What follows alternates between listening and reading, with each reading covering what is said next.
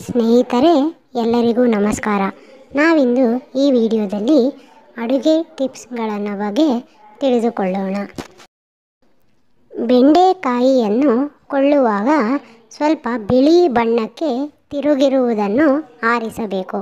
ಹಸಿರು ಬಣ್ಣದ ಬೆಂಡೆಕಾಯಿಯಲ್ಲಿ ಹುಳುಗಳು ಇರುವ ಸಾಧ್ಯತೆ ಹೆಚ್ಚು. 1-2 ಚಮಚದಷ್ಟು ಲಾವಂಚವನ್ನು ಕುಡಿಯುವ ನೀರಿಗೆ ಹಾಕಿದರೆ ನೀರು ಕುಡಿಯಲು ಹೆಚ್ಚು ಹಿತಕರವಾಗಿರುತ್ತದೆ. ಬಾಯಾರಿಕೆಯು ಕಡಿಮೆಯಾಗುತ್ತದೆ. ನುಗ್ಗೆ ಸೊಪ್ಪನ್ನು ಅಡಿಗೆಗೆ ಬಳಸುವಾಗ ಅದರಲ್ಲಿನ ಕಡ್ಡಿಗಳನ್ನು ಬಿಡಿಸಿ ಎಸೆದು ಎಳೆಗಳನ್ನು ಮಾತ್ರ ತೊಳೆದು ಬೇಯಿಸಬೇಕು. ಇಲ್ಲವಾದರೆ ಭೇದಿ ಶುರುವಾಗುತ್ತದೆ. ಬಿಸ್ಕತ್ತು, ದಮ್ಮು ಮುಂತಾದ ಗರಿಗರಿಯಾದ ತಿಂಡಿಗಳನ್ನು ಇಡುವ ಡಬ್ಬಿದಲ್ಲಿ ಹೀರು ಕಾಗದವನ್ನು ಹಾಕಿಟ್ಟರೆ ಆ ತಿಂಡಿಗಳು ಮೆತ್ತಗೆ ಆಗದೆ ಗರಿಗರಿಯಾಗೇ ಇರುತ್ತವೆ. ಬೆಣ್ಣೆಯನ್ನು ಕಾಯಿಸಿ ತುಪ್ಪವನ್ನಾಗಿ ಮಾಡುವಾಗ ಅದಕ್ಕೆ ಸ್ವಲ್ಪ ಮೆಂತ್ಯವನ್ನು ಹಾಕಿದರೆ ತುಪ್ಪವು ಸುವಾಸನೆಯಿಂದ ಕೂಡಿರುತ್ತದೆ. ದೋಸೆ ಮಾಡುವ ಮುನ್ನ ತವದ ಮೇಲೆ ಅರ್ಧ ಚಮಚದಷ್ಟು ಉಪ್ಪನ್ನು ಹಾಕಿ ಚೆನ್ನಾಗಿ ಉಜ್ಜಿ ನಂತರ ದೋಸೆ ಮಾಡಿದರೆ ದೋಸೆಗಳು ಉತ್ತಮ ರುಚಿಯೊಂದಿಗೆ ಗರಿಗರಿಯಾಗಿರುತ್ತದೆ. ಚಪಾತಿ ವಿಭಿನ್ನವಾಗಿರಬೇಕೆಂದರೆ ಗೋಧಿ ಹಿಟ್ಟಿನೊಂದಿಗೆ 1 ಬಾಳೆಹಣ್ಣು ಮತ್ತು 1 ಚಮಚದಷ್ಟು ಹಾಗೂ ಕುಡಿಯುವ ನೀರನ್ನು ಹಾಕಿ ನಾದಿ ಕಲಸಬೇಕು. ಹೀಗೆ ತಯಾರಾದ ಹಿಟ್ಟಿನಲ್ಲಿ ಚಪಾತಿ ಮಾಡಿದರೆ ಅದು ಬಹಳ ಮೃದುವಾಗಿ ಮತ್ತು ರುಚಿಕರವಾಗಿ ಇರುತ್ತದೆ. ಸಾಮಾನ್ಯವಾಗಿ ಅಡುಗೆಗೆ ಬಳಸುವ ಇಂಗು ಸ್ವಲ್ಪ ದಿನಗಳ ನಂತರ ಗಾಳಿಗೆ ಗಟ್ಟಿಯಾಗಿ ಬಿಡುತ್ತದೆ. ಇದನ್ನು ತಪ್ಪಿಸಲು ಇಂಗಿನ ಡಬ್ಬಿಯೊಳಗೆ 1 ಹಸಿ ಮೆಣಸಿನಕಾಯಿಯನ್ನು ಹಾಕಿ ಮುಚ್ಚಿಟ್ಟು ಬಿಡಿ. ಡಬ್ಬಿಯನ್ನು ಯಾವಾಗ ತೆಗೆದು ನೋಡಿದರೂ ಇಂಗು ಹೊಸದಾಗಿ ಮೃದುವಾಗಿ ಇರುತ್ತದೆ.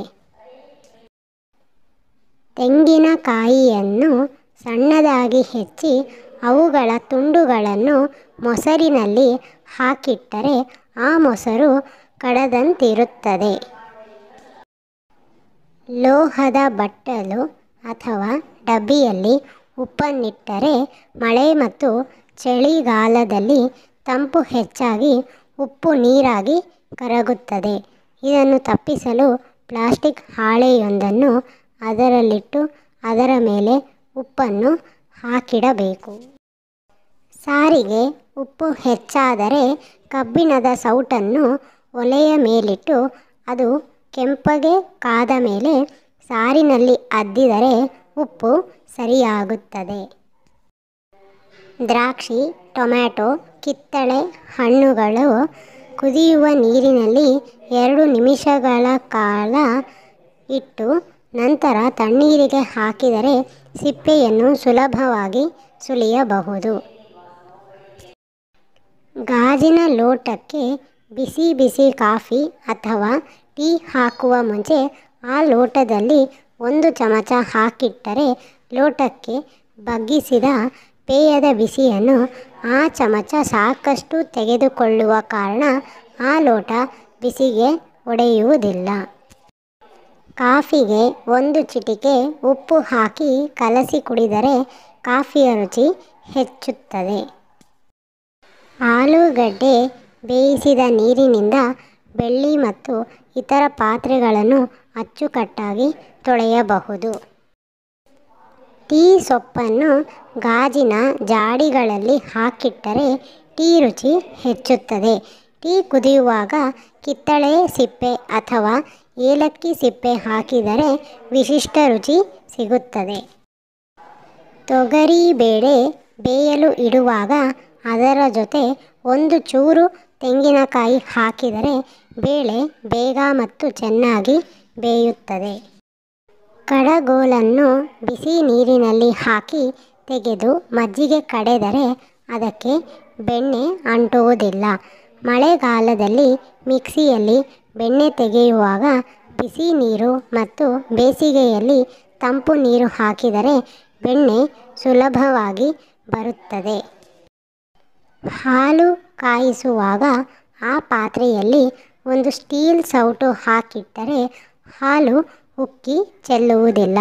ಸೊಪ್ಪು ಬೇಯಿಸುವಾಗ ಪಾತ್ರೆ ಮೇಲೆ ಮುಚ್ಚಳ ಇಡಬೇಡಿ, ಇದರಿಂದ ಸೊಪ್ಪಿನ ಹಸಿರು ಬಣ್ಣ ಹಾಗೆಯೇ ಇರುತ್ತದೆ. ಕಾಲಿಫ್ಲವರ್ಗೆ ಸ್ವಲ್ಪ ವಿನಿಗರ್ ಬೆರೆಸಿ ಬೇಯಿಸಿದರೆ ಅದರ ಬಿಳಿ ಬಣ್ಣ ಹಾಗೆಯೇ ಇರುತ್ತದೆ.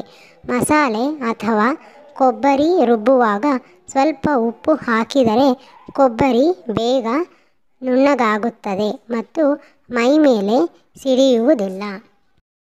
ಪಲಾವ್ ಮಾಡುವ ಮೊದಲು ಬಾಸುಮತಿ ಅಕ್ಕಿಯನ್ನು ಸ್ವಲ್ಪ ಹೊತ್ತು ನೀರಿನಲ್ಲಿ ನೆನೆಸಿಟ್ಟು ನೀರು ಬಸಿದು 3-4 ನಿಮಿಷ ಹಾಗೆಯೇ ಬಿಟ್ಟು ನಂತರ ಪಲಾವ್ ಮಾಡಿದರೆ ಅನ್ನ ಮುದ್ದೆಯಾಗದೆ ಉದುರುದುರಾಗಿರುತ್ತದೆ.